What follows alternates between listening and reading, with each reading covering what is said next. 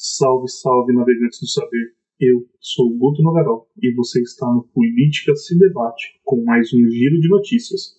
A melhor maneira de começar o seu dia, de estar bem informado e ver uma análise profunda do que acontece no Brasil e no mundo, sem o viés da mídia tradicional, de maneira independente, principalmente sem a pressão de lado nenhum.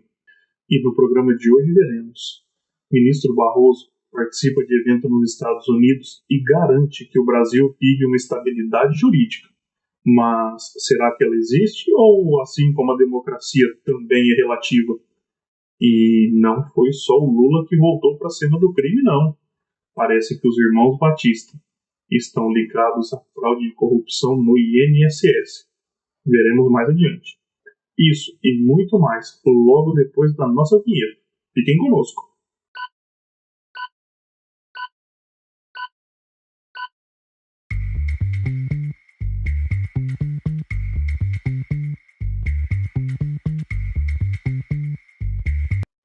Para começar o nosso giro de notícias, vamos analisar o caso de Carla Zambelli, que foi condenada a 10 anos de prisão, a perda do seu mandato, inelegibilidade e o pagamento de uma multa no valor de R$ 2 milhões. Isso tudo por uma suposta invasão que teria acontecido no ano de 2023, onde ela foi acusada a partir da denúncia de um hacker que disse estar amando dela. Ou seja, ele teria tentado invadir o sistema do Conselho Nacional de Justiça a mando de Carla Zambelli. Veja bem, não estou aqui para defendê-la. Se comprovado o crime, se tiverem as provas suficientes, ela deve sim ser condenada. Porém, o que cabe questionar é a agilidade do processo.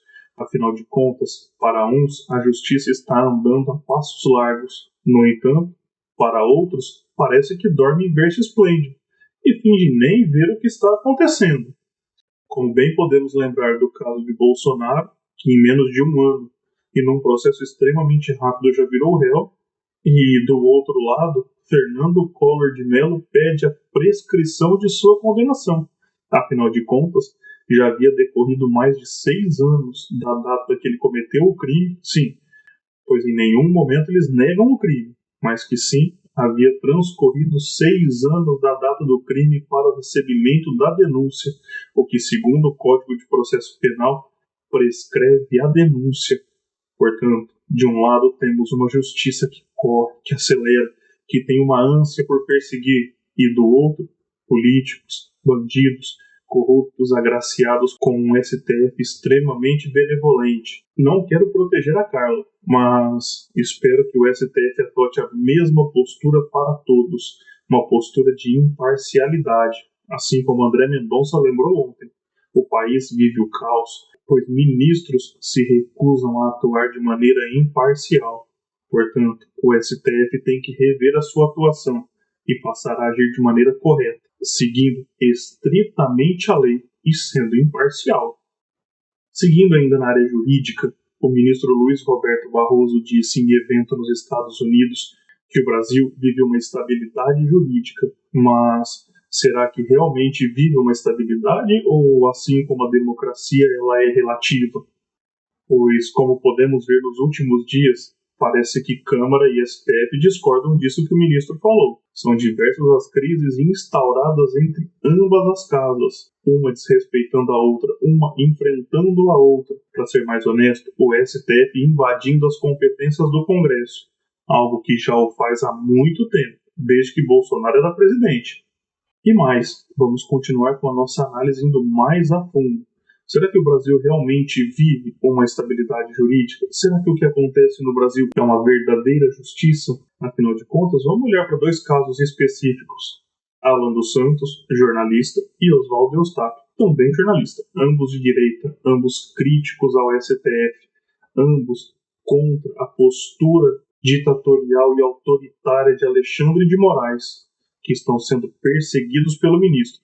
E no Brasil foram condenados por um crime que só existe no país, o crime de opinião, pois Estados Unidos e Espanha se recusaram a extraditar ambos, respectivamente, o que coloca em xeque a autoridade brasileira, o que coloca em dúvida a atuação do STF, que é corroborada pelas denúncias de Elon Musk, que foram aceitas pelo Congresso americano, ao ponto de gerarem um relatório de mais de 5.000 páginas, onde eles chegam a questionar também a democracia brasileira. E como esquecer do caso Eduardo Talhaferro, assessor de Alexandre de Moraes, o qual denunciou as perseguições e o medo que ele sofria de ser morto a mando do ministro, pois ele recebia a ordem para perseguir a família Bolsonaro, sobretudo o Eduardo. Ministro Barroso, que justiça é essa? Que estabilidade jurídica é essa que o senhor vê? Porque, olhando aqui de fora, temos algo diferente. Não podemos ver a mesma coisa que o senhor. Precisamos de mais informações. Afinal de contas, o Brasil que o senhor enxerga, o mundo que o senhor vive, não é o mesmo que nós vemos aqui de fora, não. E não acabou, não. O STF salvou diversos condenados por corrupção da Lava Jato. Um caso emblemático, o ministro Palocci, que foi agora no mês de fevereiro de 2025. Curiosamente, no mesmo dia em que Bolsonaro virou réu. Olha só, enquanto um corrupto sai pela porta da frente, Bolsonaro vira réu num processo sem provas. E o que falar de Léo Pinheiro, Odebrecht e outras construtoras que foram condenados América do Sul afora, justamente por corrupção, e também foram salvos pelo STF. Portanto, ministro, a percepção de que o Brasil não vive uma estabilidade jurídica, que a população não confia no STF e já não acredita mais nas instituições, ela não é de hoje. Como podemos ver, a matéria da Jovem Pan questionando isso desde o ano de 2021. Afinal, a corte já agia de forma imparcial e autoritária, o que só aumentou nos últimos anos. Então eu deixo a pergunta para vocês. O Brasil vive uma estabilidade jurídica ou o ministro Luiz Roberto Barroso está vivendo em outro mundo? Diz aqui para nós o que você acha. Você confia no STF? Como havíamos antecipado anteriormente, o plano de Alexandre de Moraes é ressuscitar o PSDB, trazer de volta o partido do qual ele fez parte, e que após o impeachment de Dilma Rousseff praticamente acabou, perdendo toda a relevância no cenário nacional. Restando ainda uma prefeitura ou outra, um estado ou outro onde consegue eleger governador, mas, no geral, o partido perdeu relevância.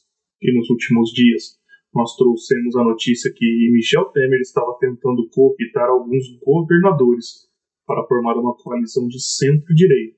Ratinho Júnior, Romeu Zema, Ronaldo Caiado, entre outros, numa tentativa de enfraquecer Bolsonaro e o bolsonarismo, na tentativa de colocar sob o seu guarda-chuva alguns governadores e, por que não, voltar ao poder, assim como ele esteve em 2016. Bom, 2016, Michel Temer esteve no poder oficialmente, pois ele sempre agiu nos bastidores, ele sempre foi um homem forte, ele sempre esteve presente nas negociações de qualquer governo. O Centrão age seguindo as suas instruções. E agora, esse plano começa a ficar cada vez mais claro, começa a ver a luz da realidade. Afinal de contas, depois de tantos desmandos provocados por Alexandre de Moraes, Michel Temer passou a elogiá-lo publicamente sobre a sua atuação do 8 de janeiro. Mas será que é isso mesmo? Esses elogios vindo na esteira de uma tentativa de juntar esses governadores só corrobora com a tese que trouxemos programas atrás.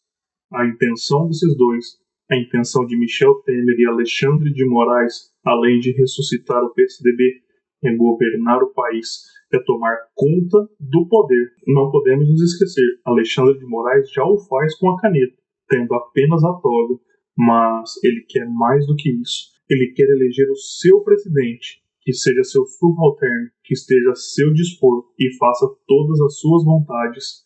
Escrevam bem, anotem aí. Eles querem trazer o PSDB e eleger o presidente que eles quiserem. O próximo presidente poderá ser escolhido por Alexandre de Moraes e Michel Temer. Fiquem atentos. Advocacia Geral da União. Nação abandonada, advogado de corrupto. Enquanto Jorge Messias, advogado-geral da União, responsável por cuidar dos interesses do país, estar a cargo de defender as instituições brasileiras, parece ter deixado de vez de lado a sua função e está atuando como um advogado particular de Lula e sua família. Afinal de contas, ele já havia livrado o próprio irmão do Lula da investigação na fraude no INSS e agora ele deu 24 horas para que as redes sociais retirem conteúdos fraudulentos da Janja do ar. Ora, veja bem, conteúdos fraudulentos devem sim serem removidos. Porém, Janja não é política, Janja não é representante do país, ela não tem nenhum cargo na União, ela não tem cargo no governo. Portanto, se ela se sentir ofendida, se ela achar que algo ali está mentindo sobre ela, ela deve contratar o seu próprio advogado e seguir o processo legal, entrar com uma ação e a justiça comum determinar a remoção desses conteúdos. O advogado-geral da União não pode atuar como advogado particular do Lula e da sua esposa. Ele é advogado do país. Senhor Messias, por favor, pare com essa atuação. Está ficando pior. Cada dia que passa, suas atitudes descredibilizam o cargo. Mas isso também havíamos antecipado. Trouxemos programas atrás. Quem está aqui conosco já viu e sabe muito bem do que estamos falando. Seguindo, Correios. Enquanto a instituição vive uma crise, mais de 2 bilhões de prejuízo no ano de 2024, 2025, com quase 600 milhões de prejuízo já registrado, o presidente da instituição resolve elevar o seu salário de 46 para 53 mil reais mensais. Você socialista, que adora culpar os empresários, o problema não são os empresários que investem e arriscam o seu capital, o seu patrimônio, que buscam lucros futuros. O problema é o governo. O problema são os conchavos políticos, os puxadinhos, os cabides de emprego. Você tem noção do que representa 53 mil reais por mês? Eu vou trazer alguns números aqui. Segundo informações, o PIB per capita brasileiro, ou seja, tudo que o Brasil produz dividido por pessoa, seria algo na casa de 11 mil dólares, ou aproximadamente 60 mil reais por ano. Está satisfeito? Quer mais? No ano de 2024, o salário médio do trabalhador foi algo na casa dos 3 mil reais por mês, o que equivale a 36 mil reais por ano, sem considerar o 13º. Portanto, o que o presidente dos Correios, uma instituição que está falida, que está quebrada, ganha por mês, o que o cidadão médio, o trabalhador médio ganha no ano todo, e você ainda acha que a culpa é do empresário? Não. A culpa é desses cargos. A culpa é de político que está mais preocupado em ganhar eleição e não resolver problema. A culpa é de estatais deficitárias, estatais que são usadas como cabides de emprego, estatais que são usadas para corrupção, desviar o seu dinheiro. Afinal de contas, o prejuízo que os Correios dão, o rombo quem paga é você, utilizando o serviço da empresa ou não. Afinal de contas, é o seu imposto que vai cobrir esse déficit. Ou você acha que eles vão ficar devendo por aí? E para terminar o nosso giro de notícias hoje, vamos falar sobre a fraude do INSS. Afinal de contas, para roubarem o povo foi muito rápido. Era muito simples. Conseguiam de diversas maneiras fraudar e burlar o sistema.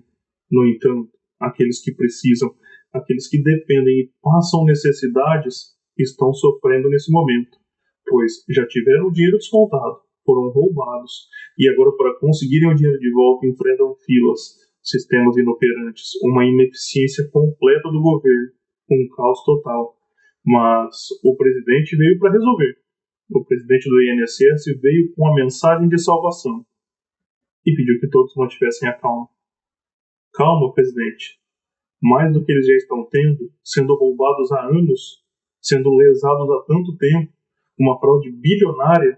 E, presidente do INSS, esclareça uma coisa para nós. De onde está vindo esse dinheiro que está sendo usado para devolver aos idosos? Está vindo dos cofres públicos? É dinheiro do povo, ministro? É dinheiro do povo, presidente? Ou esse dinheiro é recuperado dos bandidos que assaltaram o país? Pois eles é quem devem pagar. E na falta deles, quem deve pagar é quem os indicou, é quem colocou eles lá. Presidente da República, presidente de partido, seja quem for, quem colocou o corrupto no poder faz parte da quadrilha, deve responder junto.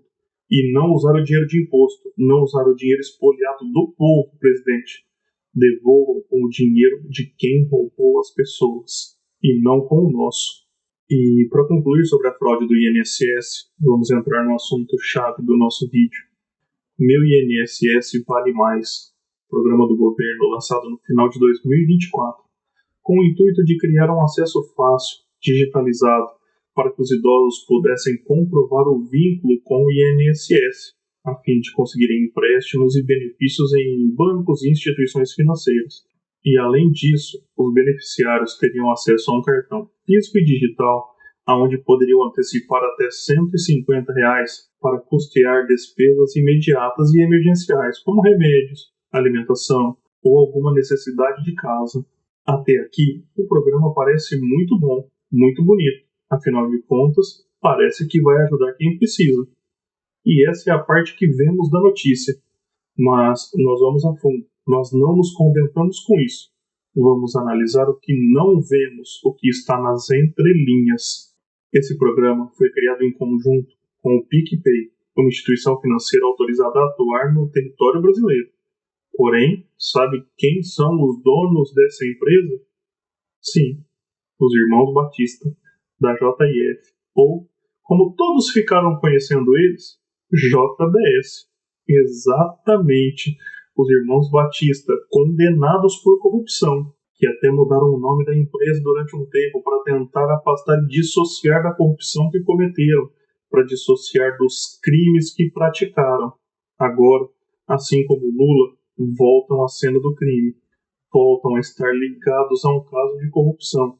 Podem ou não ter a ver com isso, mas conhecendo bem o passado deles e sabendo bem que o presidente é o Lula e tudo que já ocorreu no passado, temos grandes suspeitas, temos fortes indícios que sim, eles fazem parte desse crime.